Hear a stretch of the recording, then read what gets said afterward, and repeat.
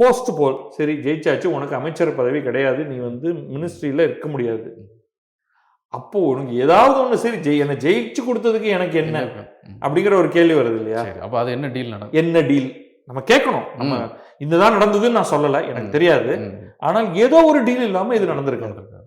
இதெல்லாம் கூட பெட்டர் பேசாம ஒரு கோலிஷன் மினிஸ்ட்ரி, நீ உனக்கு 4 மந்திரி, எனக்கு 28 மந்திரி, நீ ஒரு சுழல் விளக்கு கார்ல போ, உனக்கு பின்னாடி 2 காரு முன்னாடி 2 காரு, அலுவலகம், அட்லீஸ்ட் அதுக்கப்புறம் உன் சமத்து, நீ என்ன வேணாலும் பண்ணிக்கோ அப்படின்னு சொல்லிட்டு போகலாம். இதுல ஒரே ஒரு பாட்டு தான் நம்ம கையில் எடுத்துக்கணும். திமுக இதற்கு முன்னால் மைனாரிட்டியாக இருந்த பொழுது சிறுபான்மை, அதை தொடர்ந்து ஜெயலலிதா சொல்லி மைனாரிட்டி அரசு, கருணாநிதி தலைமையிலான மைனாரிட்டி அரசு அப்படின்னு அவங்க சொல்லுவாங்க. ஸ்டேட்மெண்ட் அது மாதிரி அப்படிதான் இருக்கும்.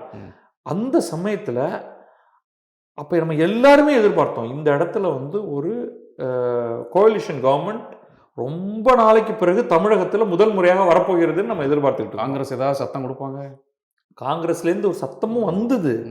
ஆனா கருணாநிதி அதை ரொம்ப திறமையாக கையாண்டு சோனியா காந்தியோட ஏதோ பேசி அவங்க ஒத்துக்கிட்டாங்க, முடிஞ்சு போயிருச்சு. அதுக்கப்புறம் இங்கே சத்தமே கிடையாது.